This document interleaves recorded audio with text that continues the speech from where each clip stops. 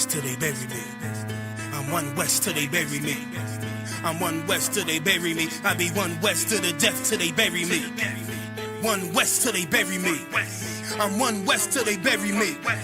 I'm one west till they bury me. I be one west to the death till they bury me. I be one west to the death till they bury me. They ain't scaring me. Rip the soul out of Pharisee. Speaking heresy and get you fucked up apparently. It's like they daring me. I said chill, they ain't hearing me. They ain't listening. Every bar nitroglycerin. Hit your heart, bring it back to start, make you live again. Get them dividends or we start getting ignorant. I be on that soldier shit. I told you shit phenomenal. Nah, but he abdominal. So what you suckers trying to do? Rhyming comical. Guess it's funny until I'm bombing you. Bring apocalypse to them pussy niggas that's popping shit. Team of all-stars, I coach them up like I'm Popovich. Fuck the politics and the lobbyists and apologists. They vagina, so we gon' check them like gynecologists. It's kinda obvious how the situation is ominous. The way I vomit this and regurgitate for the audience. They start applauding this cause the competition is fraudulent. From the era where niggas smoke you up like a parliament. The flow been stupid, shit has gotten retarded since. All the dominance of one west rising to prominent. Cause I be one west to the death till they bury me.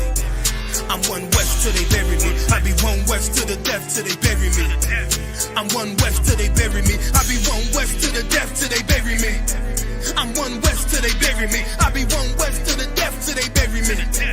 I'm one west till they bury me. They want a nigga quiet, mute my maneuvers, but I ride like I got Groupon for Uber. Rhymes hard like they been viewed by Medusa. 9 milli Luger, 17 in the Ruger.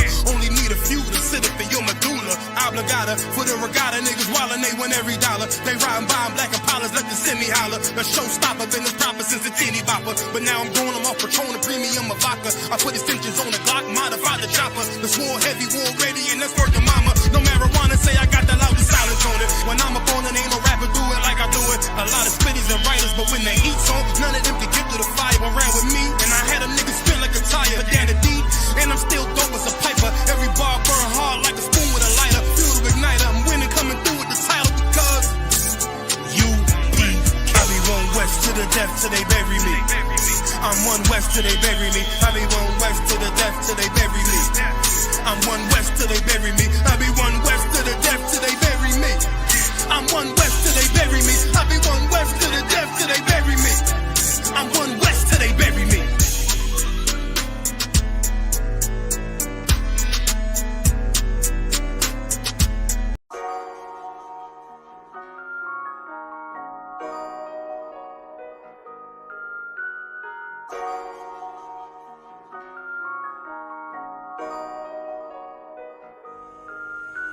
Warrior with the hands, that's what I'm all about.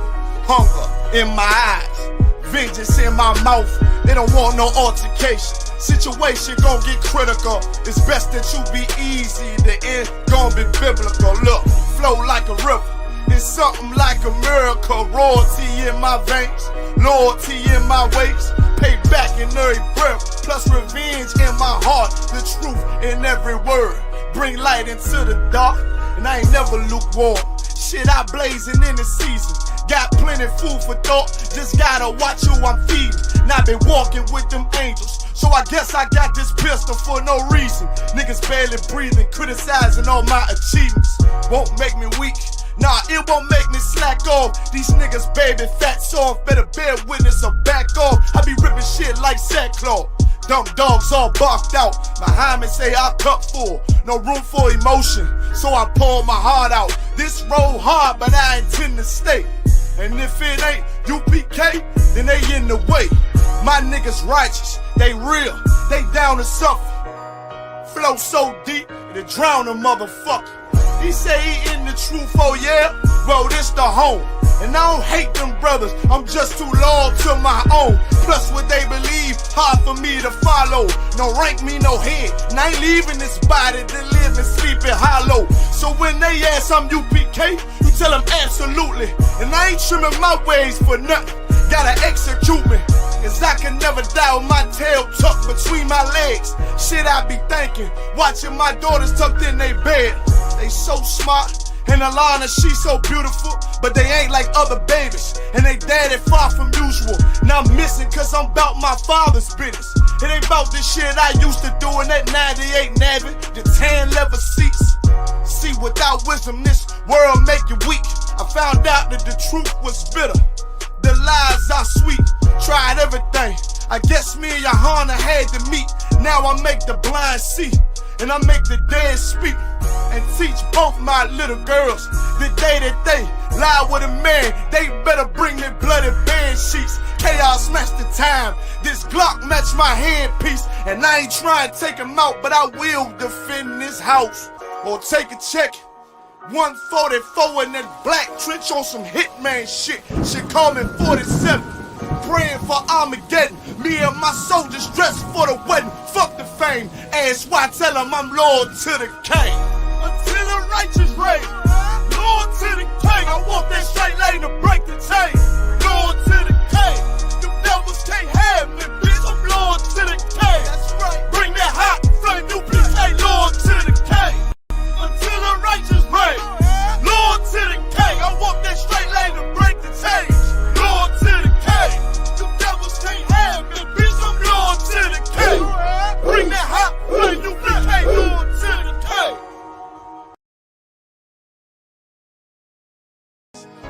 Any man give his life for Yahweh Shai, Mashiach, and Christ, and fall up under that UPK banner. It's my brother and my blood, and I will die and kill for him if necessary. Go to ground, go to ground, go to ground, go to ground, go to ground, go to ground, go to ground, go to ground, go to ground, go to ground. It's all about that warfare, boy. Give ground, give ground, back up, give ground, give ground, back up, give ground, give ground. It's all about that warfare, boy. Take ground, take ground, take ground, take ground, take ground, take ground, take ground, take ground. My soldiers take ground till I'm stand down. Take ground, take ground, take ground, take ground, take ground, take ground, take ground. My soldiers take ground till I'm stand down. Take ground, take ground, take ground. Nah, this ain't no movement, this a takedown. We would not be moved or intimidated. We ain't the type. You got a problem, tell them cross the fucking line. My niggas ain't polite. Soldiers to the left and right. I die for every man body. Before I be a coward, I'd rather be a dead body. This will be my kingdom when the hour pass. You can either get with it or get flipped like an hourglass. We live by honor and no excuse. Just sit the prayer up to the Lord. I told him, then let all the terrorists loose. Hold your tongue or get rebuked, cause you made a truce with a race that made merchandise out of my abuse. Scared of who? You got your gun, then pull it. Me and my niggas start to argue, it's about who gon' bite the bullet. It gon' take round, take round, take round. Opponents better move slow. Attack dog for this truth, nigga, cool yo. Go to ground, go to ground, go to ground, go to ground, go to ground, go to ground, go to ground, go to ground, go to ground, go to ground. It's all about that warfare, boy. Give ground, give ground, back up, give ground, give ground, back up, give ground, give ground. It's all about that warfare, boy. Take ground, take ground, take ground, take ground, take ground, take ground, take ground, take ground. My soldiers take ground till I'm stand down. Take ground, take ground, take ground, take ground, take ground, take ground, take ground. My soldiers take ground till I'm stand down. Oh, thought you could cross us with no consequence, but you will pay dearly. You should've used your common sense. My zeal lit, that means you could never prevail. Hey, with a true sit, hey, with warriors dwell. Be wise with them weapons, cause I promise. My nine just like my wife, she concealed, she modest. I know two things, a robber will not prosper. And any man harm me and my octave gon' meet the doctor. Cause this life is warfare, it's not an easy walk. Been watching my people die, so you can miss me with that love talk. My UPK soldiers, any man try to cross your path, make him regret it. What that mean? Fall on his ass. Comparing me to you really ain't no contest. Long live one West. Say what? Long live one West. This for those who thinking we ain't ready for.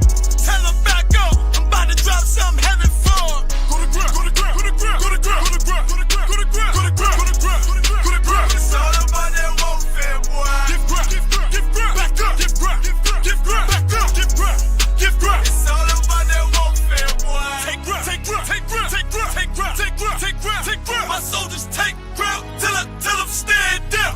Take ground, take ground, take ground, take ground, take ground, take ground, take ground. My soldiers take ground till I'm stand down.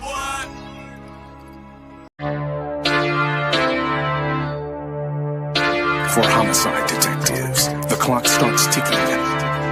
The moment they are called, their chance of solving a murder is cut in half if they don't get a lead within the first 48 hours.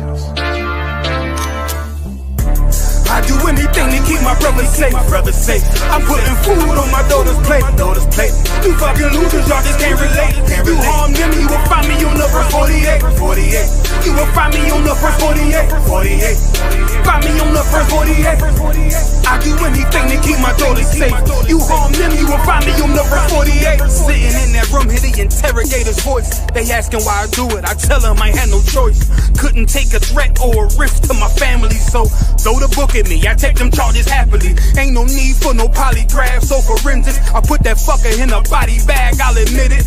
Fuck a sentence or the jury that will convict me. They don't understand, it's my family, they represent me. So for them, I risk my freedom, roll the dice. I ain't got much more for you crackers, go ahead and give me life. You don't know what it's like for the people that you love. They ain't there to give salutes, they ain't there to give you hugs. The same that done pulled me from the dirt and from the mud, it's gone because of who?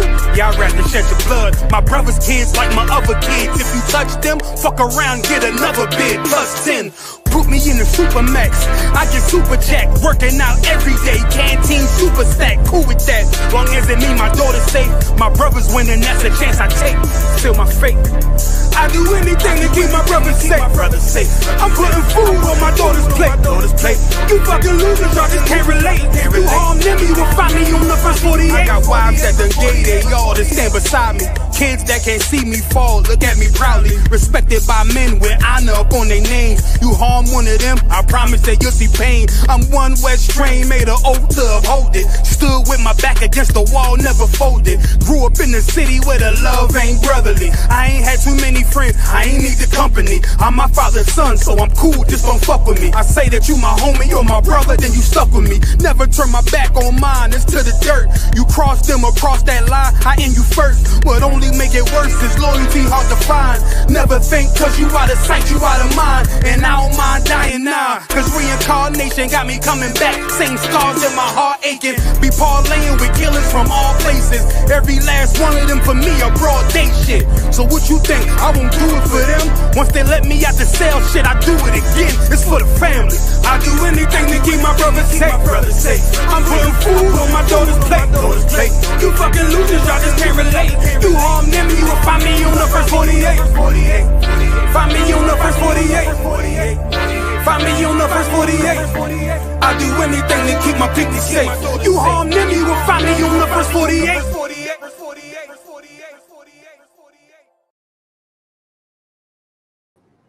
Hey, Shalom Israel. This is the Wednesday night history class. Also remember, check out Commanding Johnny Hannah's radio show. We have classes here Monday. Bear with me. We have classes here Monday through. Hey, for what? Haban. So we have classes here Monday through Friday. We have them in the physical school Monday, Wednesday, Thursday, 7 p.m. till 9.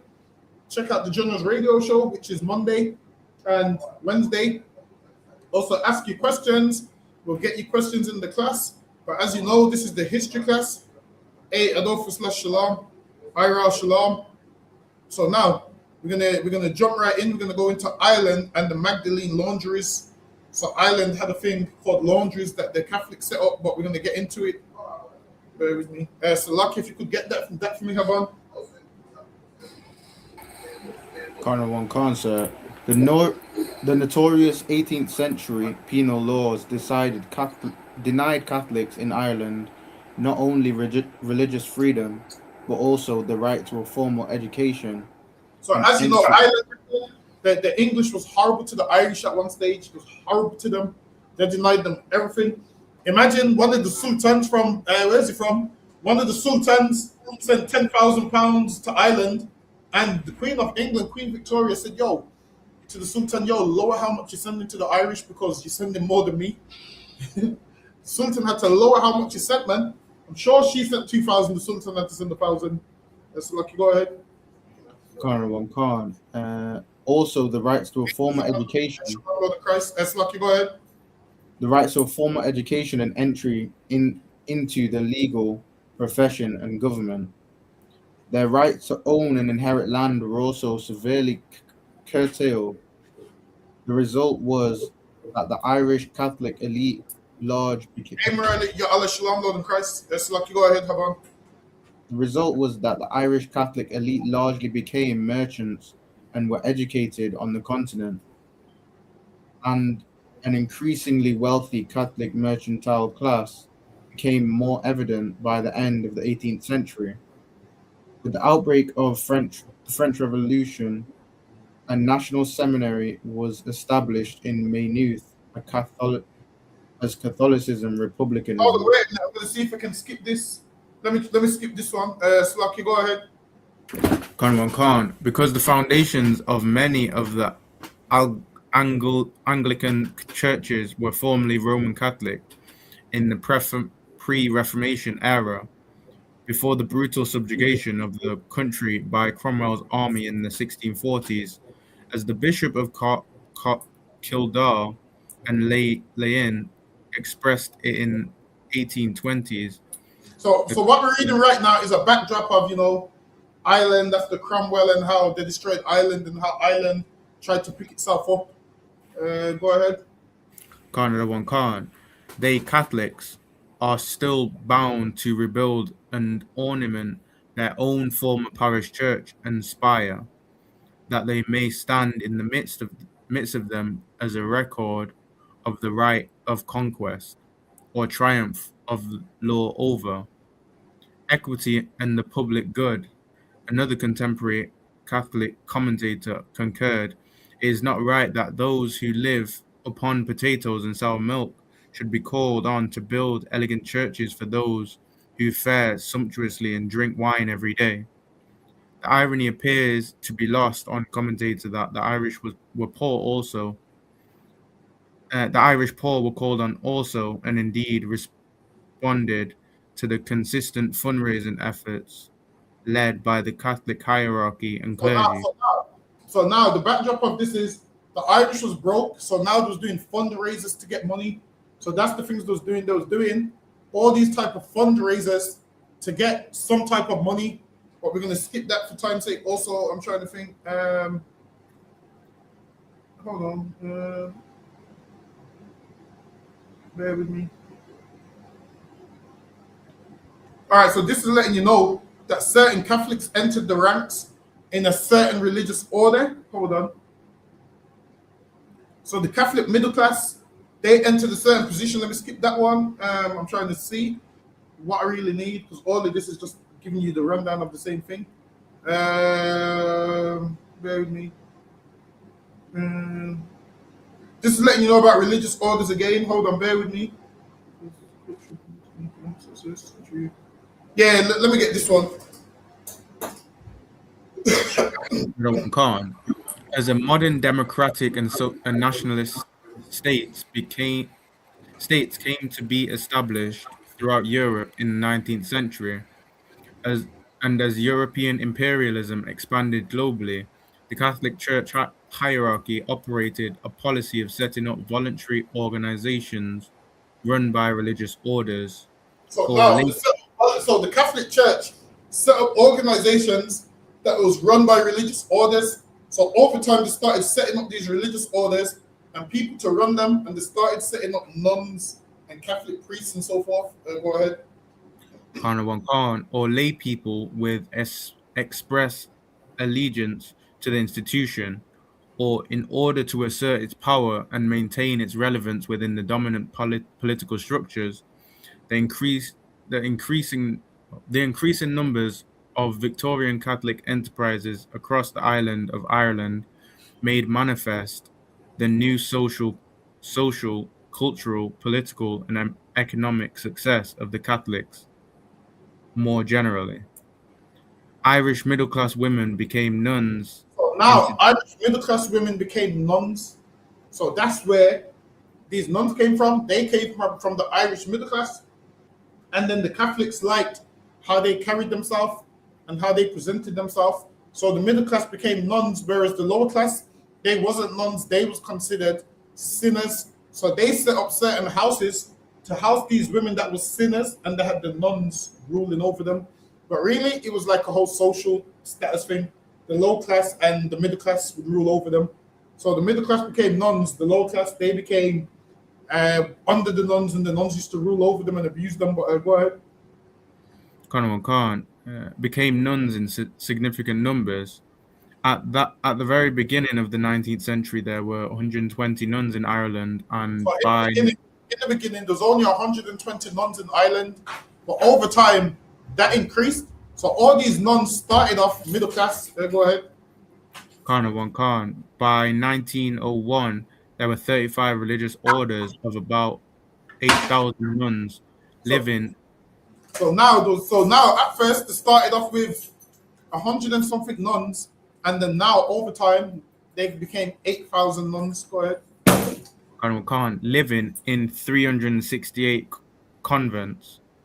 This increase occurred at a time when the Irish population went from 6.5 million recorded in the 1841 census to 3.3 million in the 1901.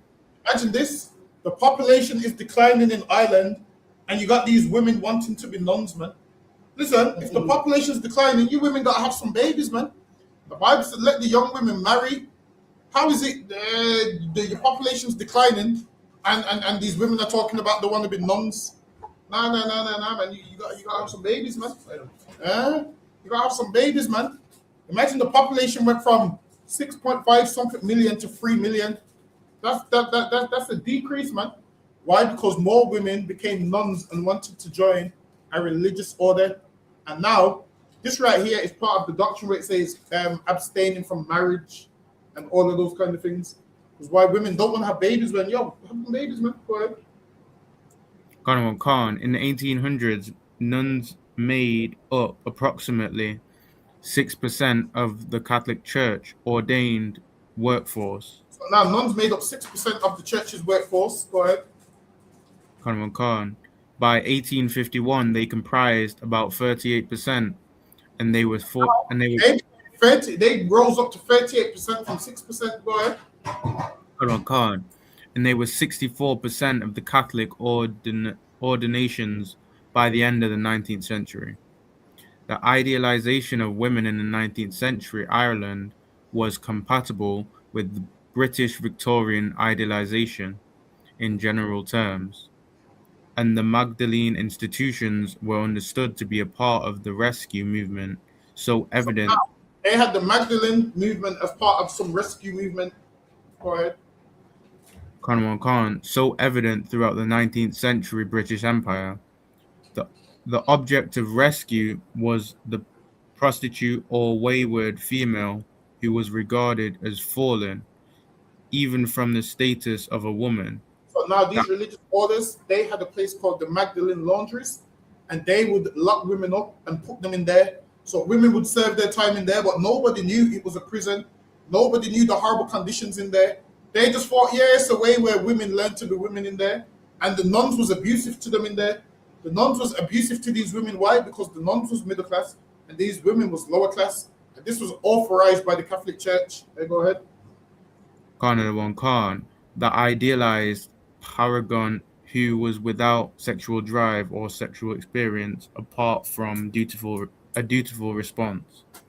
Go ahead. A dutiful response to facilitating her husband's desire. The religious sisters were universally admired for embodying sexual chastity and purity. So they used to admire these nuns for embodying sexual chastity, meaning they ain't having sex and they're modest and whatnot. And then they would look down on the women that weren't like the nuns and look at them like they were scum. So what would they do? Lock the ones up that weren't like this as prisoners. Go ahead. Khan, a purity essential to idealized womanhood. And the religious sisters of the Magdalene Institute were further admired for sacrificing their pure lives to the rescue of the impure and trying to elevate the fallen woman. So now they use these nuns to try and rescue and the women that they considered impure, but the way they was trying to rescue them ain't the right way. Now listen, I'm all for a good sister telling another sister don't be a hoe, man. I'm all for a woman with morals telling a sister, look, man, pattern up, man, don't dress like that. But now when you're full and abusing them and no, you ain't meant to do that, man. When you're full and abusing them and mistreating them and all of those kind of things, no, that's not the way to do it, man. Lucky, go ahead. Khan, to a respectable standard of womanhood as As the 19th century turned into the 20th, an overwhelming majority of the Catholic middle classes supported the IPP, who argued that they were capable of Irish nationalist self-governance or home rule within the British Empire. The Sisters in Ireland Magdalenes played their part in confining the disreputable women or the daughters of the disreputable women and putting them to penitential hard labor where they could atone for their sins. They locked them in this place and forced them to do hard labor so they could atone for their sins. Now, the way they done it was wrong. Now, of course, sometimes you don't might misbehave and you might need to make them do work and do work and do work. But the way the nuns done it was brutal, man. They basically locked them up and had them in a prison and barely fed them and starved them and all of those kind of things. Go ahead. Conrad one Khan. From 1895, the IPP lobbied assiduously to ensure that businesses run by religious sisters, such as laundries and needlework enterprises. So now they had them do laundry work. So now these women in these laundry houses would wash the prisoners' clothes, they would sew, they would do all of those kind of things. They would work without a break. While they was working, they weren't allowed to talk. A lot of them was lied to. A lot of them was told, yeah, we got a job for you, and it was locked up there. Go ahead. Conrad one Khan. Such as laundries and needlework enterprises would not be subject to legislative oversight. British House. So now, imagine this. There was laws in Ireland where you couldn't force people to do certain things. And the Catholic Church made sure this forced labor was exempt.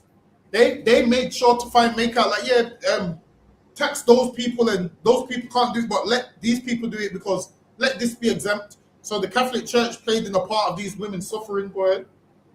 Conrad one Khan. British House of Commons debates in 1901 and 1907 revealed how the IPP fought for the exemptions from health and safety regulation on behalf of the nuns.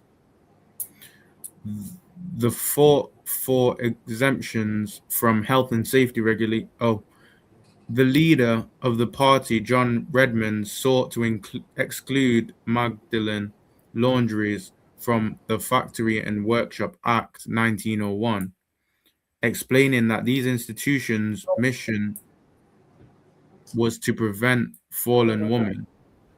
So now, on this to prevent fallen women, go ahead. Conrad Khan. What they said is, yo, these women, basically, they demonize these women. They demonize these women, and then that way, when they're locked up in a place, it don't seem that bad because everyone's going to be like, well, they're fallen women. So yeah, that's why they did. That's why they done it that way. Go ahead. Conrad one Khan. From continuing with their evil courses, and that the great object. Hold on, Kaban, give me 1 second. Go on.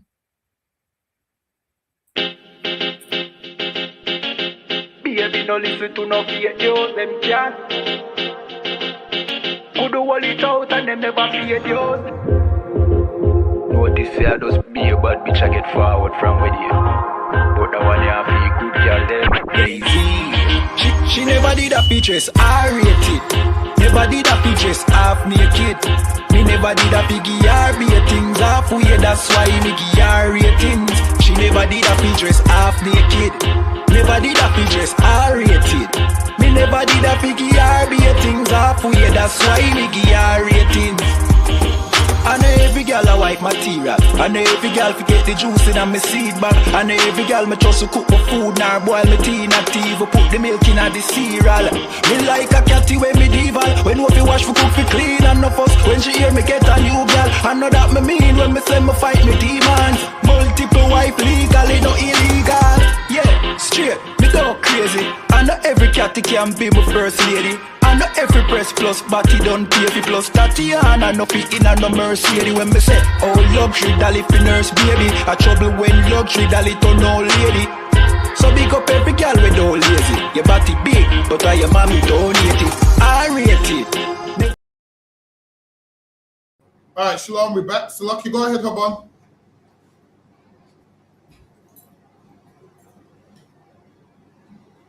volume's low. Oh, that's lucky about you on mute. Khan. To prevent fallen women from So now, continuing. a fallen woman is what they consider a woman that's not acting right, a woman that's a sinner. So they thought to fix them is to lock them up in prison. Go ahead. Kind of like the olden days where how people used to think you get away with demons was beating the people up. So they used to think that's how you get away with demons. They thought, yo, if we beat them, we're gonna beat the demon out of them, and that's not how you get rid of demons. Go ahead. Like if you wanted an example of how to get away with get demons out of people, they should have just read the Bible. Yeah, you're reading the scriptures where Christ beat a demon up. Sometimes you got people up. They don't have to put their hands on you. Sometimes you have to. Yeah. Sometimes the demons, they put their hands on you. You have to. You get me? How about sometimes you have to let them know we cast out demons with. Sometimes you gotta let them. So sometimes you got. But if they're not touching you, don't touch them. But also, you also have to know that there's a demon in them, so you don't want to go overboard. Now I seen a video of a brother that's got a ton of demons and he attacks people. And he tells the people, just kill me now, and he hits them, but he's not hitting them hard, and everyone he's came across just restrains him. And I was like, well, damn, these people are so kind. Because they're just restraining him, but that's what the demon wants. The demon wants to get the person hurt. Sometimes you have to know that, you know what, I'm going to avoid this person. So, Lucky, go ahead. Khan from continuing with their evil courses, and that the great object of the religious orders was to keep these girls in those institutions. And now they had religious orders. Yo, we're going to take these girls off the streets and we're going to lock them up. Go ahead. Khan, the good shepherd sisters were unanimously of the opinion that the introduction into their institutions of an outside authority in the shape of government inspectors would completely destroy the discipline of their institutions. So now they wanted to keep it a secret, and the Catholics always want to keep things secret. Like in here, we do things in the open, man. Like you see with a lot of those religious groups, someone has to infiltrate them to find out what's going on. Listen, in here, cool, try and infiltrate us all you want. Listen, I understand this. Listen, you get a brother to try and infiltrate us, he's going to be cleaning the school, man. He's going to go back to the report. He's going to go back on the report and say, they had me stacking chairs, they had me cleaning the school, they had me doing this, they had me doing that. Listen, you think we won't know you're infiltrating the school? Guess what? You're going to come in, and you're going to realize, damn, you're going to start telling us shit. Them not sent me, but I'm going to stay now. You're going to start saying shit. They sent me to infiltrate. And this is why you have to be righteous in everything that you do, man. Because the information that they want, really, they're not going to get. But from the Catholics, the information that they want, they're going to get. They're going to find that people are being tortured in there, man. They're going to find that in there, people are being tortured in there and all kinds of nonsense. That's Lucky, go ahead.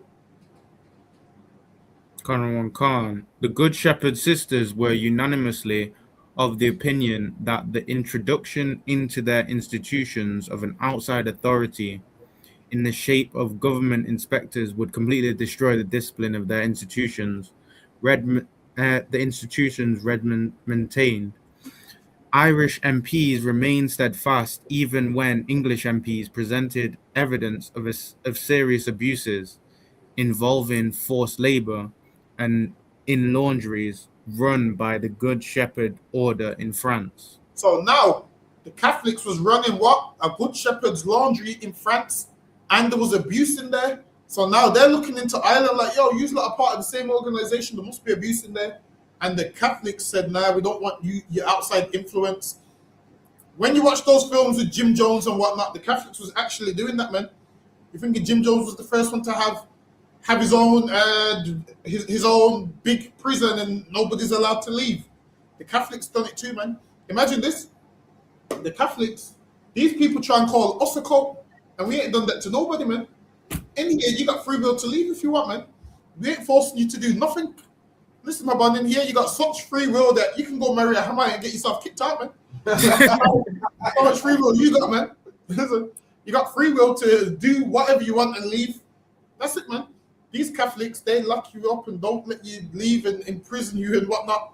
In here, you got such free will, you can go to Nigeria and marry who you want and just never come back to here. That's it. We ain't locking nobody up. We ain't forcing nobody to do anything. if you don't want to do it, you're free to do whatever you want.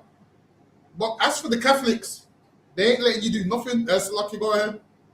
Khan Khan, the IPP's position, so tenaciously defended in Westminster's, was to become official Irish Free State policy. And Ireland's now, war. the Irish wanted to become what? A free state policy. What does that mean? That means once they got their independence from England, they wanted to run on their own rules, their own laws, their own regulations. So they wanted to become a free state. Go ahead. Khan, Ireland's War of Independence, which concluded in 1921, led to the end of the British rule in So now 26. Ireland broke away from England in what, 1921? Go ahead.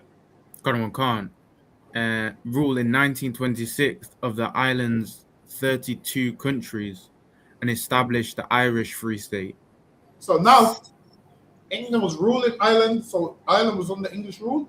Once they got their independence in 1921, they was able to become somewhat of a free state because they wanted that, and they wanted to prove to England like, yo, we can run our country on our own. Because if you know anything about England, England will give you independence knowing that you can't run your country without them.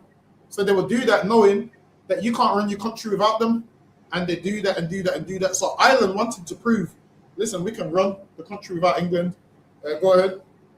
Khan, in the newly independent Ireland, the 10 remaining Magdalene institutions, all Catholic in ethos and operated by 4 congregations of nuns, So this place was run by nuns. Go ahead.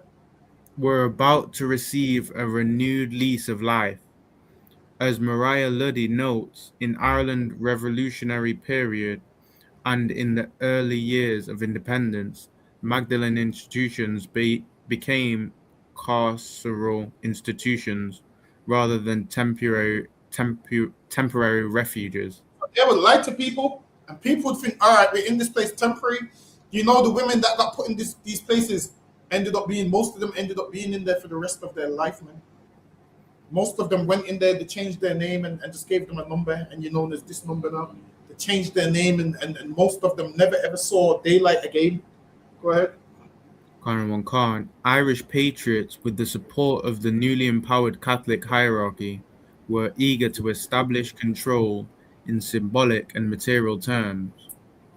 Maternity and social reproduction became significant territory on which to assert national patriarchal discourse of the moral probity and purity, particularly when opposed to the former colonizer.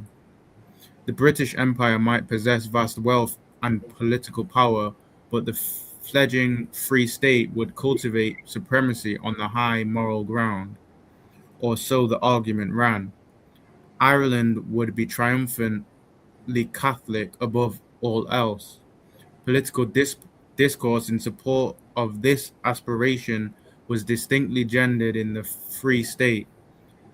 Men immediately began to establish their newfound powers of self-governance by demonstrating control over the firepower of the militarized men and the sexuality and reproductive powers of women, in particularly the bodies of impoverished women. Hold on, wait. See that again. So now, a lot of times in Ireland, they didn't want women to reproduce, and they wasn't allowing them to have contraception as well. And they didn't believe in abortions as well. So now a lot of the women was going abroad to get abortions, and a lot of them was dying. Or there came a time where a lot of people was fleeing Ireland to go to England because the laws was more relaxed. So lucky, go ahead. Women and their children. The Irish establishment was keen both to demonstrate to their former British overlords that they could maintain law and order, and to gain international recognition. To the British, that they could maintain law and order. So lucky, go ahead. Khan, and to gain international recognition of the high moral order of the country. This morality became most evident in the state-sanctioned Catholic religiosity of the nation. Irish society's ubiquitous religion expression was not something imposed on the everyday culture of the people by dominant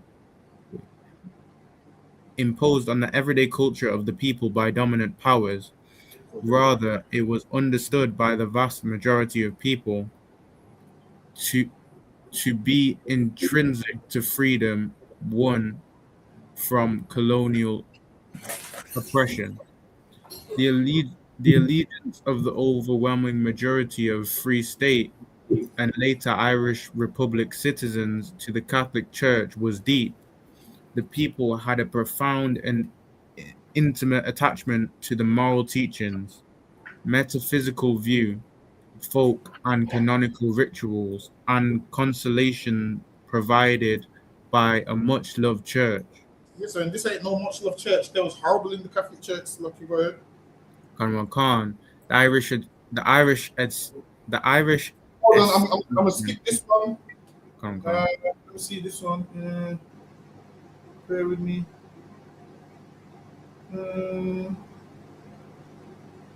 Bear with me. Let me see if I need this one as well. Skip that one. Yeah, let me hear this one. Conran Khan, as did the Factories Act 1955 subsequent regulations. State records show that only piecemeal inspections of the Magdalene laundries took place from 1957. So now they went tight on their inspections. If they'd done their inspections properly, they would have realized that those women in that place being tortured and all sorts of things. Go ahead. Conran Khan from 1957 onwards. The records also show that the factory inspectors merely ensured that the machines and processes of production met health and safety regulations. They was making sure the place met health and safety regulations, but it definitely didn't. As we go on, you'll see. Lucky Wyatt. Conran Khan, and none spoke to the incarcerated workforce while they're doing their checks, nobody spoke to the incarcerated women. Nobody spoke to the women that are locked up. Nobody spoke to the women that are being oppressed in there. Nobody spoke to them. No one spoke to them whatsoever. Listen, if you want to know how people are feeling, you have to speak to the lonely people, man. You got to speak to the people that are low. That's what you have to do. You have to speak to the people that are so low. And if they tell you to be treated good, then you know the organization's good. You can't speak to the heads of the Catholic Church because they're abusing the people under them, and you speaking to them, they're going to tell you everything's fine. That's lucky. Go ahead. Conran Khan, or inquired into their living conditions or lack of wages. Nobody inquired into their living conditions. Go ahead. Conran Khan, or lack of wages and social security payments. And they had a lack of wages, meaning they was working for free. Now it's illegal to make a man work for free. At this time it was, but what happened? The Catholic Church and the nuns had these women working for free, withholding the payments, withholding all of those things. Go ahead. Conran Khan, the archives show that the state officials were involved in directing the escorting girls and women to the covenants, in particular court probation officers. But there is not one instance recorded of state officials ensuring their release at the end of the appointed sentences. It was not until... It says there's one instance recorded of state officials ensuring the release at the end of the appointed sentences. But with this, a lot of women didn't get released. A lot of them died in those places, man. Go ahead.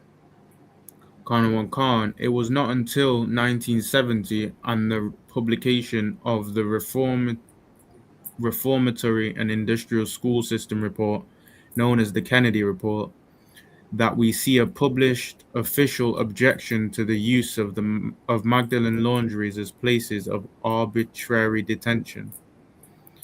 The report stated that at least 70 girls between the ages of 13 and 19 were confined in the laundries when they should properly be dealt with under the reformatory school system. So now they said these young girls should have been dealt with under a different system, but now the Catholics dealt with them under an oppressive system. Like the way that they dealt with them horribly. Like they put them in a place they shouldn't have put them. They basically had them locked up in a prison, whereas they should have been reformed at the school that they were studying at. These are said, "Oh no, we'll take them and imprison them." Go ahead. Khan. This method of voluntary arrangement for placement can be criticized on a number of grounds. It is a haphazard system. Its legal validity is doubtful, and the girls admitted in this irregular way and not being aware of their rights may remain for long periods and become, in the process, unfit for re-emergence into society. Now they said these women was kept in there so long that they couldn't even re-emerge in society. Because when you've been locked away for so long, you become institutionalized. And that's what happened to a lot of those girls in that place. A lot of girls that was in that place, they became institutionalized so much that they didn't know how to act. They didn't know how to behave. Because they've been in one place for so long. And it happens. You be in one place for so long, you become institutionalized. I mean, you be on Facebook all day, if you're on Facebook all day, you become stuck on Facebook like a African warrior running your mouth behind the computer, man. This nigga's institutionalized and Facebook runs his mouth on the internet, runs his mouth so much on the internet. Listen, he's been on Facebook so long that he believes Facebook won't, get him dealt with. So he runs his mouth on Facebook and yaps on Facebook until one day he's going to see a dark shadow standing over him and someone take the phone and say, yo, say it to our face. African warrior is gonna have a shock in that day. He taps on his phone, runs his mouth on the internet until one day he sees a dark shadow and someone take the phone out of his hand and say, well, don't type it, say it to us right now. He ain't gonna say a damn thing. People like that, the cowards and the scared of everything.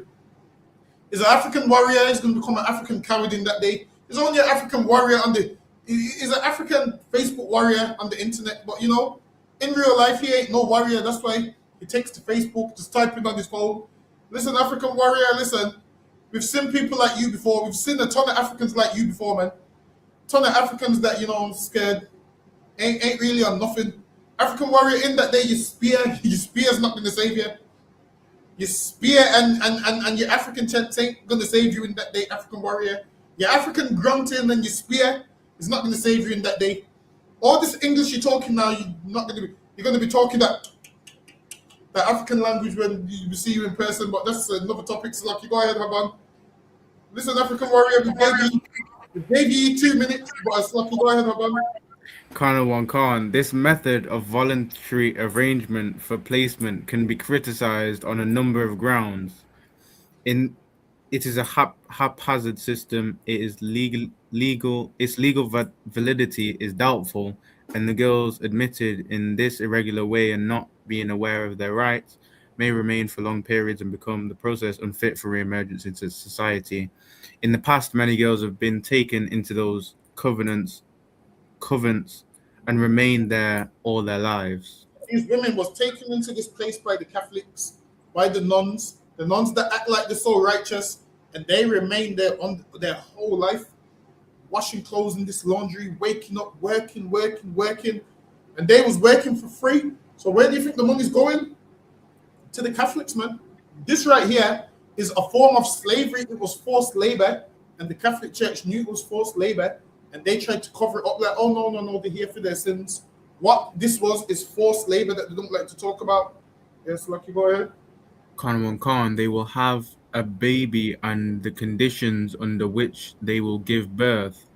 Likewise, it maintains that those who are pregnant should be enabled to decide if they will not have a baby and exercise their options for preventing or ending a pregnancy. So now, obviously, this is them saying these women should have the rights to have a baby if they want to and not have a baby if they don't want to, basically. So, go ahead. Khan. Finally, it holds that those who give birth should be allowed to parent a child with the necessary social supports in safe environments and healthy communities, and without fear of violence from individuals or the government. For most of the past 100 years, the Irish government denied access to contraception. So now the Irish denied that people wasn't allowed to have condoms and whatnot. The Irish allowed people to have No, the Catholics denied people and the Irish denied people of using contraception. So I don't get it. They moan about pregnancies, but then wouldn't allow the people to have contraception. You can't have it both ways. You either give them contraception or they're gonna have babies. It's just how life works. So Rocky, go ahead. Khan, while Irish marriage rates were the lowest in 20th century Europe, family sizes were far the biggest, with poorer women having less access to information and support on how to limit family sizes. So now this is poorer women didn't know how to limit family size, whereas obviously like the rich know how to do it, the middle class. But the poor, they didn't know. The poor didn't know how to do none of this. Go ahead. Khan, abortion was legally prohibited until 2018, forcing Irish girls and women to go abroad in secrecy and at great expense. Women would get pregnant and then would travel abroad and have a botched abortion. So if you watch any of these old programs, there used to be people that used to like just put things in their vagina and try to kill the baby that way. And then a lot of them would end up dying because of a botched abortion. So a ton of people, because they thought they couldn't afford kids, would have a botched abortion. And then obviously they would also end up dying. Not just the child would die, they would also end up dying in the process. Go ahead. Khan, in secrecy, at great expense and personal anguish, to seek terminations. Limitations in the current law still force some to do so. There were a number of high-profile cases where the constitutional ban on abortion, introduced by referendum in 1983, was shown to cause extreme suffering and even death. Some Irish hospitals until the 1980s also inflicted symphysiotomies on women giving birth rather than provide cesarean sections. So this is talking about the 1980s. This is like literally about what, 50 years ago? Yeah, if that, about 50 years, about 40 years ago. So Rocky, go ahead. Khan, the same establishment through judiciary, legal and medical professions, and religious and lay social workers, was busy taking away the children of poor women and They would take the children of poor women. So poor women that had the babies, the Irish would take those babies away and give those put those babies up for adoption. So a ton of parents never ever got to see their kids again because they would take them away. Go ahead. This is all the Catholic Church. Bear that in mind. Go ahead. Khan, and working class widowers, and putting those children into church-run or state-funded industrial and reformatory schools where abuse was an endemic. So now they could abuse those kids. Why? Because they've took them from the mother. This child's been given a new name, and nobody's ever going to find this child, so they could abuse them. And that's what these nuns was doing. These nuns was abusing these children. Whenever a nun comes to you and acts like they're so righteous, whenever a Catholic comes to you and acts like they're so righteous, you mention these Magdalene houses where kids was tortured in them by Catholics, man. Where nuns would force labor, how the Catholics was forcing them to work for free. So Lucky, go ahead. Listen, the Bible says, yo, even if the ox works, the ox gets grain, man. Even if the ox works, it says don't muzzle the mouth of the ox. Right here, the Catholics didn't even take care of the Irish, and the Catholics didn't even take care of their own people. Yes, Lucky, go ahead. Khan, it also declared unmarried mothers a problem. It set up and now they would take the babies if the mother was unmarried. So if a woman had sex with a man and they wasn't married the Catholic way, they would take that baby and they declared this a problem. They declared it a big problem. Go ahead. Khan, it set up county homes and funded mother and baby homes for the confinement and to a large extent incarceration of these women who and these women were incarcerated for having a baby. So of course a lot of these women are going to seek secret abortions because they know if they was to have the baby, the Irish are going to take the baby off them. The baby's going to go somewhere where they don't know, and they're going to be locked up in these laundry houses. So they would rather not do that. Go ahead. Khan, who routinely found themselves giving birth without pain relief, and then separated from their baby without consent. And a lot of them were separated from their babies without consent. So it came a stage where a lot of these Irish women started fleeing Ireland, saying, you know what, we're going to go to England or surrounding countries because they are less strict with certain things. Go ahead. Carnival Khan, as Mariah Luddy explains, representing possible immorality, a drain on public finances, and some in need not only of rescue, but also of institutionalization. The unmarried mother had become, by the foundation of the Irish Free State in 1922, a symbol of unacceptable sexual activity and a problem that had the potential to blight the reputation not only of the family but of the nation. So now they was ashamed at how these women were. So they thought, you know what, lock them up and abusing them is the way to stop it. Go ahead. Kanwan Khan, the so-called illegitimate children born in these maternity homes died in disproportionately large numbers. Now they said a lot of these babies died. You know why they was dying? Because they're killing them, obviously, man. And they're not giving them medical care. And they're like, yo, you're the baby of a sinner. So that's how they're looking at it, like, yo, you're the baby of a sinner, and they weren't taking care of them babies, man. The Irish need to answer about these things, man. When the Irish make out like, yeah, life's so hard, and the Catholic Church makes out like, yeah, we the Catholic Church that's been oppressed. You Catholics been oppressing your own people, man. You nuns been oppressing your own people. Go ahead. Khan, infant mortality rates in institutional settings suggest an egregious lack of care for the nation's most vulnerable citizens. Those infants who survived were separated from their mothers and brought out, placed in an industrial school. And they separate from their mothers, so some of them spent their whole life in these places, man. Some of them, their whole life was spent in these prisons. Go ahead. Industrial school, or after the commencement of adoption legislation in January 1953, formally adopted under a closed, secret, and scarcely monitored system. Others were banished without legislative authorization, Others were but bad. with Go ahead. the participation of the Department of Foreign Affairs to adoptions abroad, with little or no oversight to ensure their safety. Access to sterilization was forbidden, and fertility treatment was and still is curtailed. It was not until 1973 that the government introduced a social welfare allowance for single mothers. So now, before that, a lot of women wanted to have abortions because they thought, yo, they ain't giving us no money. We can't afford none of these things. And if we have the baby, how are we going to cope? So that's why a lot of them was trying to have secret abortions, because there was no such thing back then as, universal credit and all the stuff you have access to now. So, Lucky, go ahead. Khan, the powerlessness of unmarried girls and women to maintain custody of their child is illustrated by the fact that in 1967, a full 97% of children born outside of marriage were adopted.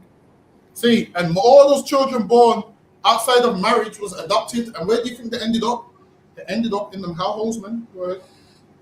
Khan, when we consider these factors together with others, for example, divorce was not introduced until 1995. Services to address domestic and sexual abuse are minimal. Now, also, women that was sexually assaulted and complained and reported it, they ended up thrown in the prisons too. That's what the Irish was doing, man. Imagine a woman has been assaulted. Instead of them hearing out the woman, they threw her in this Catholic place. You would have thought the Catholics would have been against that, man. But no, they was all for it. A woman complained. They was like, nah. Threw her in the places. Go ahead. Khan, and sex education is still not taught in a systematic way. In schools, then we begin to apprehend the contours of reproductive oppression in the post-independence Ireland up to the present day. Its effects are manifest in the individuals directly impacted, in their families, and in multi-generational reverberations of trauma and loss. The remnants are visible even today in the Irish Constitution of 1937, such as in Article 41.1, which declares that the family, historically interpreted as the heteronormative family based in marriage, is the natural, primary, and fundamental unit. Let me skip that one. Hold on. Okay. Uh,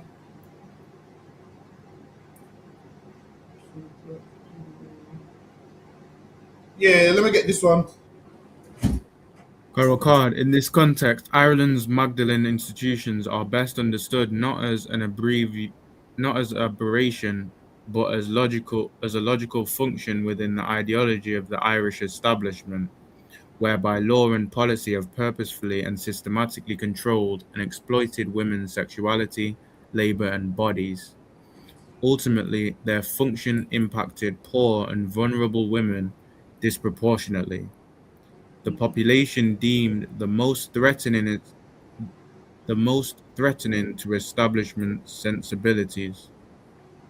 This ideology and practice began to form even in the midst of the Civil War of 1922, when W.T. Cosgrave, first president of the Executive Council, found money and large premise to give Frank Duff, who established the Legion of Mary in 1921 and made the eradication of prostitution in. Eradicate prostitution, because if you know anything about Ireland, it was full of prostitutes, man. Because those women was trash, those women was poor, and those women was trash, and they prostituted their body, man. And Ireland wanted to get rid of prostitutes, which is, I can dig it. Why would you want prostitutes in your city? Go ahead. Khan. In Dublin, a particular focus of his mission, Duff was a prominent civil servant who, like most of his peers, was initially trained in the British colonial administration in Dublin. Prior to Irish independence, all Irish cities and most large towns included a visible population of garrisoned British soldiers, and these urban Now, letting you know that there was a place where British men was, and it had garrisoned British soldiers. And if you know anything about where British men are, they have sex with all the women around there and start to give them STDs. I'm starting to think STDs came from Britain, because everywhere they go, they leave STDs there. They went India, STDs everywhere. They went Ireland, STDs everywhere. Every country that they invade, the men turn the women to prostitutes and give them venereal diseases. And you can look that up everywhere England goes. That's what the men do: prostitutes, venereal diseases. And then they come back to England and make out like they're so righteous and so forth. When everywhere they go, spreading diseases. Go ahead. Khan, and these urban districts witnessed an active trade in prostitution that serviced the military. See? And Britain went there and had sex with all them Irish women, man, and made them into prostitutes. Go ahead. Khan, Irish nationalist discourse depicted the British military as carriers of syphilis. See? And they said the British military are carriers of syphilis because these men was just having sex with everything that they see. Listen, man, a British man would have sex with one of these damn potholes we got out here in the UK, man. All these potholes that you see coming up on the news and the roads not being fixed. I think that person needs to fix the potholes before the white man has sex with one. He's going to have sex with that. I'm telling you, he's going to have sex with a pothole sooner or later. I'm telling you, if the traffic light stayed on red long enough, and there was no fear of him getting run over, the white man will have sex with a pothole, man. I'm trying to tell you, believe it or not. To us, when we drive, listen, Aban, you see, when we're driving, We driving, swerving the car, trying to avoid these potholes, man. We avoid all these potholes and whatnot. And when we're looking at these potholes, because it's damaging our car, trying to avoid them, the white man's looking at these potholes like he wants to have sex with them. This white man's gonna have sex with the potholes, I'm telling you. All these potholes in Britain, listen, Birmingham City Council, fix those potholes because white men are going to have sex with the pothole. I'm trying to tell you, if they find a pothole where there's no traffic nearby, where they're going to get run over, they're going to look at that pothole, lick their lips, and have sex with it, man. I'm trying to tell you. Listen, everyone thinks I'm joking. The oppressor will have sex with a pothole within, give him 3 months, he's going to be having sex with potholes, man. It's going to become his new thing. And he's going to give the pothole a venereal disease, man. I'm trying to tell you. The potholes are going to have syphilis. They're going to be unrepairable. I'm trying to tell you, this devil has sex with whatever he can, wherever there's a hole, he's going to have sex with it, man. I'm trying to tell you. So, Lucky, go ahead, my man. Colonel Khan, Joyce's Ulysses illustrates this hackneyed denunciation when the fulminating Irish nationalist citizen in the Cyclops chapter denounces British colonial rule and civilizations as nothing more than civilization. See? And they listen, imagine this. They, instead of them calling it a civilization, they called it a civilization because the British man was spreading syphilis everywhere, spreading it all over India, spreading it all over Ireland, and they were spreading syphilis from the time of the Greeks, man. A ton of them died from syphilis. Yeah, go ahead. Khan, Irish feminists specifically sought to counter the misery that the venereal infection caused to women and their children. See, and they was giving these venereal infections to women and the children that was born of them. Slucky, go ahead. Oh, Slucky. I think I can change it. I can. Irish Citizen Army medical officer Dr. Kathleen Lynn and her feminist colleagues founded by St. Ultan's Hospital in the 1919 in an effort to combat the suffering of poor children. So they want to combat the suffering of these poor children. Slucky, go ahead. Many of whom were suffering from congenital syphilis. And many of these children were suffering from syphilis. Why? Because the British military had a garrison in Ireland and they was having sex with all them Irish prostitutes and spreading syphilis, man. Go ahead. Dublin's child mortality rates were the worst in Europe, and the city had the worst housing in the UK. They said Ireland had the... So now, this is why Irish people are always crying about how hard their life is. And the thing is this, they tell us how hard their life is when really they're supposed to tell the British who made their life hard. Imagine we talking about how hard our life is, and they say, yeah, but we went through the potato famine, but we went through this. You did go through it, but you're complaining to the wrong people. Like, don't complain to me about what the British went you through. Imagine I'm complaining about what all of you do. Because understand, when you Irish came to the Caribbean, you became the white working class. We were slaves. You were considered working class. So they, instead of them white British doing the work, they put a lot of you Irish over the work. So you were still better than us in the Caribbean. So you can't come crying to me about, oh, well, we've gone through this famine and that famine. The potato famine. And again, it's rough, but we've gone through a lot worse. Lucky, go ahead. Khan. However, Lynn's enlightened approach was swiftly sidelined with the establishment of the Irish Free State. In the decades following independence, the prostitute was a reminder to the new Ireland of the evils popularly associated with British military rule. Now they linked prostitution with the British rule because the disease that it left in Ireland, or that disease that was left in Ireland. So they linked prostitution with British rule. And what you're starting to see is everywhere British people go, there's problems, man. Everywhere British people go, there's prostitution, there's diseases. And it shows you that they seem to be the common denominator on the earth where everywhere they go, there's problems. Everywhere they go, there seems to be problems. Go ahead. Khan. Dublin's prostitutes could be seen visibly operating in areas of the city such as the Phoenix Park, the docks around St. Stephen Green, most famously in the Monto district, Europe's largest red light district. Now, what you'll find is everywhere that a person goes, there seems to be prostitutes everywhere. So now there's a red light district in Ireland, red light district in India. Everywhere they go, they set up these red light districts. Now, listen, there's a whole page on Instagram now where there's a woman that just walks past windows in walks past red light district windows in different countries. And now sex sells now because people are paying for sex.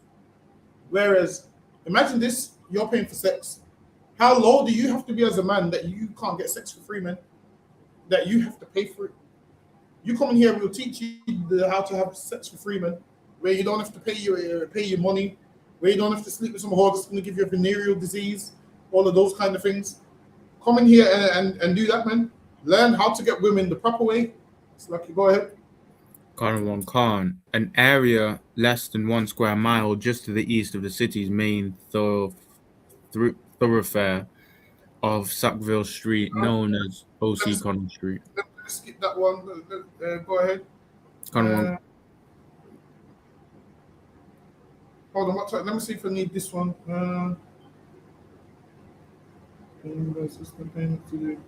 Hold on.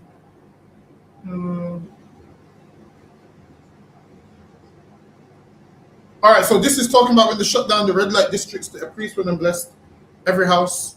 Hold on, let me see if I need this one. Yes, Lucky, go. Hold on. Bear with me. Yeah, go ahead. Let me get this one. Karawan Khan, yet by 1951, about 1 in every 100 Irish citizens were coercively confined in an institution operated collaboratively by the church or state established. Now, they said people was coerced into these places by the church, and the Catholics did this, man. Don't let the Catholics make out like they're not like evil cult, man, because they coerced women into jail. Go ahead. Karawan Khan, including psychiatric hospitals, industrial and reformatory schools, resident schools for disabled children. They would put these places that had no issues. They would put women in certain places that didn't even have issues, and over time, you've been in there that long, you believe you got an issue, man. Go ahead. Karawan Khan, mother and baby homes, county homes, and Magdalene institutions. Scholars refer to this coercive confinement as Ireland architecture of containment, and we can see that its policing had a gender, class, ethnic, and disability focus that upheld the patriarchal, married, middle class, white, settled, and able-bodied norms. The architecture of containment concentrated on the surveillance and monitoring of all girls and women and were considered necessary. They started to surveillance women. Just randomly started surveillance and everything and everybody. Go ahead. Karawan Khan, the incarceration of poorer women and their children, but it is also contained travelers, so-called illegitimate children designated as mixed race, and children and adults with disabilities. Listen, man, if you was mixed race back then, you was pretty much done, man. I'm trying to tell you, if you was mixed race, you was pretty much done. So, like, you go ahead.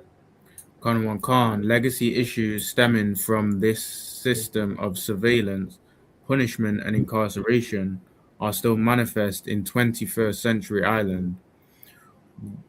One prime example of being that adopted people are denied their right to their birth certificate and other personal data from their adoption files. And other examples being the continuing institutionalization with capitation payments from the state to private commercial enterprises providing institutional care of older people people with disabilities, homeless families, and people seeking asylum. Hold on, let me get the next one. Let me see if this is the one I want. Bear with me. Hold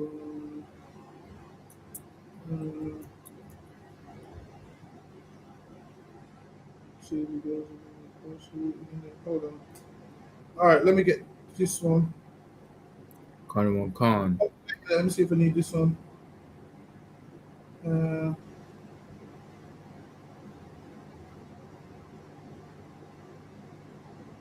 Hold on. All right, let me read it from Second paragraph. yeah, from the second paragraph, like probably after 1922. Khan. After 1922, the 10 Magdalene institutions cannot be understood as rehabilitative. They were not residencies. They were not residences that were preliminary offering temporary asylum, and by rationale of benign penance, and were So, deliberate. okay, Mr. White says asylum and opportunities for women to train for a career in service. They were operated less by rationale. So now women were taught, yo, this is a training center. The Catholics told, yeah, this is a training center. Lo and behold, they was entering a prison where they could never come out of. Go ahead. Khan, by rationale of benign penance, and were deliberately punitive, and as the century progressed, they became increasingly carceral. There was a general assumption in Irish culture that the girls and women confined in these institutions had to atone for their sins, generally the sins of the flesh. So now they've made them feel bad, like, yo, you have to do this to atone for your sins. Go ahead.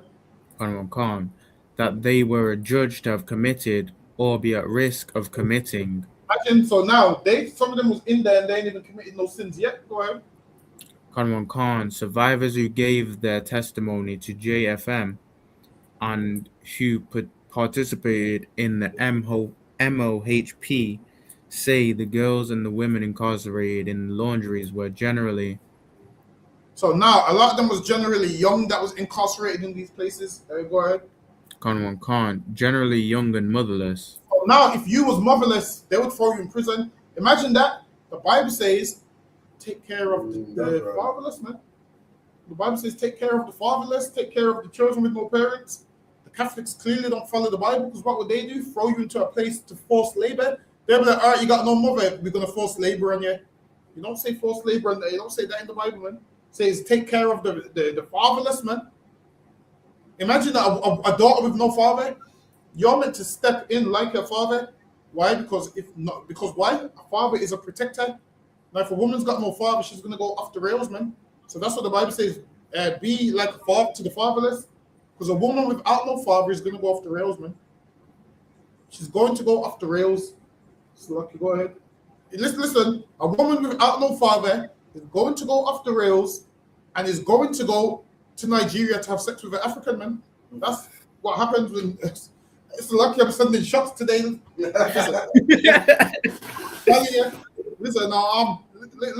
nobody don't want to go up against me in battle. Listen, the shots that I be firing, man.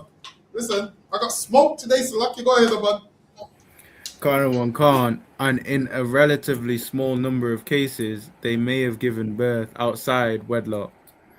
And now, they was locked up in these places because they was given birth to outside of wedlock.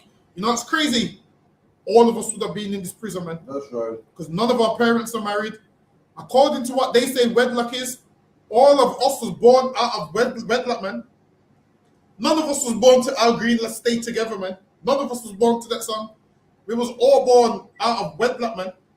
Listen, we was born in a way where our father just with our mom, quick, boom, boom, boom. His turn the other way, we born 9 months later. None of them wanted us. We was born out of wedlock, man. That's how we was born. We weren't born in a nice way to Al Green and to a Marvin Gaye song and the mood in the room being low and the light. We wasn't planned on none of that, man. Our fathers got the mind of the same. Listen, same way our first baby moms got pregnant is the same way our parents had us. No planning, just boom, boom, boom, boom, boom. The baby's here, man. That's the inner world have to fend for them. That's how a lot of us was born. So listen, a ton of us was born out of wedlock. Them Catholics would throw us all in the prisons if we lived in Ireland. So lucky, go ahead. Khan Khan. Other women were intellectually disabled. Some had committed minor crimes. Many And were now raped. they're thrown in them prisons, and some of them had committed minor crimes.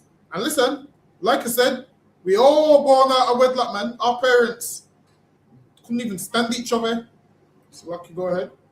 Khan. Many were raised as children in industrial schools and transferred on capitation grants. Grant payments ended. Wait. And now many were raised in industrial schools and they were transferred on license to the laundries as soon as they became 16. Once they became 16, they was forced into labor by the Catholic Church. Go ahead. Khan. Typically, upon reaching their 16th birthday, when the state capitation grant payments ended, and sometimes at a younger age as punishment. Go ahead. Most strikingly, girls who were committed to Magdalene institutions were regularly victims of incest. And imagine this, the Catholic Church is full of garbage. Imagine these girls was victims of incest, meaning a lot of them was raped by their fathers. And once they complained, the Catholics threw them in prison, man. Nobody can't tell me I should be a Catholic, man. The Catholics, that's disgusting. How are you throwing the victim in prison? And you're meant to be a religious organization that stands for God. How dare you Catholics not listen to a woman? I thought a woman was like Mary. I thought you loved Mary so much, man. You Catholics meant to love Mary and look at a woman in the shape of Mary and she's like Mary and worship her. Not here. They was throwing these young girls in prison, man. Go ahead. Victims of incest, sexual assault, and that word. In the words of one saver who found herself incarcerated in a Magdalene after she complained to the guarde that her father was sexually assaulting her, she was told by the nuns. So now imagine this young girl was getting sexually assaulted by her father, and she complained to the Catholics, and this is what she was told by the nuns. These religious nuns, this is what she was told by the nuns. Go ahead. Khan, it was my fault. I was in there because I made behavioral suggestions to. Imagine that. How do you tell a victim of rape it's their fault and they made behavioral suggestions? The nuns that are meant to protect these young girls, like they claim, they blame this girl for her father sexually assaulting her, saying, oh, well, it was your fault. You made behavioral suggestions. So, like, you go ahead. Khan, towards my father. They tried to say she made sexual suggestions towards her own father, and these Catholic nuns took her and threw her in this Catholic prison, this hellhole, which they called the laundry houses. Go ahead. Khan, I don't know how many times I went up to the police after Mum died and told them what was going on, and they still ignored it. Listen, man, the police ignored it. I feel like all of England and UK need new policemen that's going to actually do their job. Imagine this girl came out and spoke about how she was sexually assaulted by her father, and somehow it was her fault. Somehow they decided to blame her. Go ahead. Khan. And ignored it, and he got away with it. See? And her father got away with raping her, and they threw her in prison. Go ahead. Khan. Yeah, I'm the one who's punished for telling the truth. But now, this should let you know, in the Catholic religion, a ton of things goes on in that religion, and nobody can report it. You know why? Because if you report it, you risk going to jail. So a ton of women will get sexually assaulted and not say nothing because obviously they don't want to go to jail. So they will let a lot of things slide, and they're bringing out reports of what was going on, and the Catholics are refusing to release certain files and documents that they knew was going on for years. Right? Khan, and yet nobody heard me. Nobody listened. I was just a child. Why weren't we heard? See, and she's saying, I was just a child. Why weren't we heard? Imagine this. Listen, we don't have nothing to do with devils, and even we would give better justice than that, man. They would get justice from that. If your father's doing that, he's going to be punished, man. Imagine this. They're in Ireland amongst the Catholics, and these girls are getting punished for complaining about their fathers and sexually assaulting them. as a father, you're meant to look after your child, man. Why would you even look at your own child like that? Which lets you know this world needs new leaders and new That's rulers, right. man. This world needs new leaders and new rulers. Where these things, you'll be punished severely for it, man. That's lucky. Go ahead. And now this is still her giving evidence of what happened to her. Go ahead. Kanwan Khan, men questioned, why was it always the woman's fault? You know, why was I the only one punished? Why wasn't my father punished? So now, once you do things like this, guess what? You teach the men that you can sexually assault women and nothing's going to happen. So before you know it, running your city like this, your city's going to turn into a ton of rapists. You're meant to have something that deters rapists, man. Now, you punishing the women for reporting it, guess what? That shows men you can sexually assault any woman and she will get blamed and she will get thrown in jail and you'll get to walk free. So, Lucky, go ahead. Kanwan Khan, survivors of Ireland's Magdalene institutions are making their testimonies available in an increasing number of publicly available documents and databases, and many and diverse voice and uniformly attest to a brutal regime. These testimonies, which are further corroborated by other witnesses, compensate for the fact that the religious orders will not release Magdalene records for the 20th century, even in redacted form. They won't release these records, man. They won't release these records that was going on in these Magdalene houses. Go ahead. Kanwan Khan. The nuns held Magdalene girls and women under lock and key. I swear, blind people try and make out to me like nuns are good people, man. These nuns are full of garbage, man. These nuns held these women under lock and key and abused them. Go ahead. Kanwan Khan. Once inside the covenants, the girls and women were imprisoned behind locked doors, barred or unreachable windows. Place. The women were imprisoned behind locked doors. It was barred and unreachable windows and high walls so they couldn't escape. That's what the nuns was doing.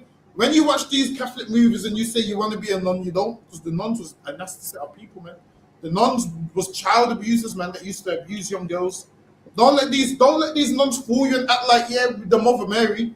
These nuns was abusing these young girls in this place, in this prison. Go ahead. Kanwan Khan. Oftentimes with barbed wire spikes or broken glass cemented at the apex. They had all these things so these women couldn't escape. They had all these things so these women couldn't escape from these prisons. The nuns would beat women up, man. They would beat those women and abuse those women. That's what the nuns were doing. Go ahead. Kanwan Khan. The gates to the street were locked. Internal doors were also locked, including the doors to the dormitories at nighttime. As one survivor, Macy K, describes it, you couldn't look out a window. Imagine they had them so bad that they couldn't even look out the window. You nuns got a lot to answer for, man. You nuns. Just because these nuns, they're imprisoning people, man. They falsely imprison people. Don't let these nuns make out to you those good people. Go ahead. Kanwan Khan. They were high, but the windows where I was in the room with a calendar in the ironing room, there was 6-inch thick glass. You could This see. right here is jail, man. Go ahead. Kanwan Khan. You could see shadows, but you could not see out. You didn't know anything about what went on outside. Exactly. So you're thinking Jim Jones is the only one that locks people in islands and whatnot. The nuns was doing it too. The nuns had thick glass so you couldn't see what outside looked like. You didn't know nothing how outside looked. Why? Because the nuns made sure all the gates was locked. You didn't know nothing about the outside world. You just lived there your whole life without a care in the world. Well, obviously, without knowing what's on the other side of this prison. You just lived there your whole life, not knowing what is on the other side of this prison. You're just in there. So, Lucky, go ahead. Kanwan Khan. You weren't even allowed to stand and look out. See, If and you- you weren't. The nuns were so strict that you weren't even allowed to look out the window. Go ahead. Kanwan Khan. If you'd see a gate open or a door, it would be immediately closed. And It now was like they locked down the prison like, yo, one door, but they open the door and they close it straight away, so you can't even escape. Go ahead. Kanwan Khan. It was like you were wiped out of that area of the world. You couldn't see out the windows, and in the dormitories, they were too high to look outside as well. But they had the window so high that you couldn't look outside. They kept you away from the outside world, imprisoned you, man. These nuns, go ahead. Kanwan Khan. The women were given little information as to when or even whether they would be released. And they would ask if they going to be released because they was told, yo, yeah, when you get older, we're gonna release you. And they was given little information. A lot of them wasn't released. A lot of them was buried there in shallow graves, man. One day you would be with your friend, and then apparently the next day you wouldn't see your friend no more, and no one told you what happened to them. You don't know if they got sent to another laundry house, or you don't know if they was dead. That's how bad it was. Go ahead. Kanwan Khan. They experienced the institutions as prisons. The sisters cut the hair short of girls and women brought into their institutions. The nuns cut these girls' hairs, man. They had them in prison. Go ahead. As one survivor remembers, I saw scissors in her hand. These are the survivors telling the story because why? The Catholics ain't releasing the records. Go ahead. Kanwan Khan. I saw scissors in her hand. They forced me on my knees and she cut my hair. She left me with nothing, only bits sticking out here and there in my head. And that is abuse, man. That is abuse. Whenever you people lie about the UPK and say they abuse women, we ain't cut none of your hairs, man. That's right. We ain't cut none of your hairs. Never, ever, ever. In here, you get fed and taken care of, man. You get fed and taken care of, and you're safe, and you get protection. In them places, they're in prison. They can't look out the window. They're getting their hair cut. Listen, the Catholic Church is one of the worstest places in the world. Go ahead. I need to sit down with a Catholic and ask them about these things, man. I need to ask them about these things. Go ahead. Kanwan Khan. And it was then I think that my whole attitude toward nuns changed. See, before everyone loved nuns, thinking nuns was good people, and now they're realizing, like, if you've ever watched there's horror movies of, have you ever watched these horror movies of nuns? And people always say it's disrespectful that you're dressing up as a nun. It's disrespectful that you got nuns in horror movies. It's true. These nuns are a horror movie in real life. The nuns, this is a horror movie that they're in prison and they can't get out. These nuns is actually evil. So, Lucky, go ahead. Kanwan Khan. It was the first time in my life that I learned to hate somebody. See? And this was the first time in her life that she learned to hate somebody. And she was around them nuns and she hated them nuns because of what they did. So whenever you think, yeah, you're going to be using the term, oh, I'm going to be a nun. No. You think a nun just don't have sex? Nah, a nun is abusive, man. A nun is abusive because she's not having no sex, man. That's what it is. Because the nun ain't having no sex. She's abusive even though these nuns are secretly having sex, man. You think they're not because you're naive. That's Lucky. Go ahead. Kanwan Khan. Upon entry, the girls and women had to strip and their clothes were taken away. Listen, that's what happens in jail. When you go to jail, the first thing you do when you go to jail, you have to strip and they take your clothes away. These nuns also done this to these young girls, which lets you know these nuns was running that laundry house like a prison, and they're meant to be religious and they're running it like a prison. Go ahead. Kanwan Khan. And replaced with drab work uniforms. The sisters gave them a religious name and sometimes also stripped them of their name, stripped them and gave them a religious name and gave them a number, like the cattle. Go ahead. Kanwan Khan. This was a name and number by which they were identified. So now they're like, number 5, come here. Number 7, come here. They stripped you of your name. Why? Because they want you to forget who you are, man. Well, they wanted them to forget who they was. They wanted them to forget that, yo, you had a life outside of here. They wanted to take them and make them just work in these laundry houses and be abused forever. Go ahead. Kanwan Khan. Identified in the institution as the nuns sought to erase their former identity and insist on treating the Magdalene as penitents, regardless of the reason they found themselves in the institution. Survivor Kate O'Sullivan says of her experience at Sunday's well, if they opened the window, it wouldn't be too bad. They wouldn't open the window. No, you're here for your sins. They wouldn't even for them. The nuns like, nah, we ain't opening the window. You're here for your sins. They wouldn't even open the window. They said, we're here for your sins. So, Lucky, go ahead. Kanwan Khan, a survivor who was incarcerated in a High Park, describes it thus. You weren't in there for sympathy. You were in there to be punished. These nonsense. You ain't in here for sympathy. You're in here to be punished.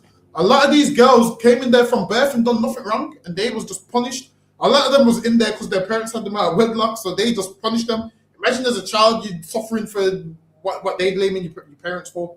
So, Lucky, go ahead. Khan. And that's basically what it was about. You did wrong, and you've heard of people. So now, with that, we up on the time, but yeah, so they had them locked in there. But you know what? We'll get into it next week. More testimonies and so forth. We'll get into it next week. Clap it up. We up on the time. Also, we got the feast day Monday and Tuesday. Feast of Purim Monday and Tuesday coming down. We're gonna have a ball. Sister's got some excellent food. I'm already hungry thinking about it. Listen, we're gonna have a whale of a time, man. Understand this, man. Ain't no nuns abusing no girls in here, That's man. right. Ain't no nuns abusing no girls in here. You're gonna come in here. You're gonna have an excellent time. You're gonna have an excellent time. There's no high walls to where you get locked in and you can't see out of it. There's no prison, none of that. Listen, we ain't Catholics in here, man. In here, we love our brothers and our sisters, and you get treated excellent. Slakia, Haban, you can call it. Khan, man of Israel, I'm Madiam Shabbat, I'm Madiam, Barak, Yahweh Shem Yahushua, Yahweh Shem Yahushua Kafam. Yajimatal, Saw, which means to turn.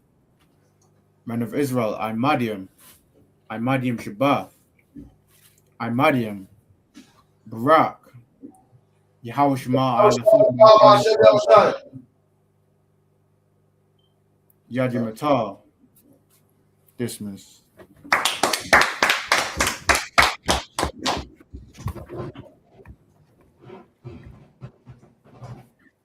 Was that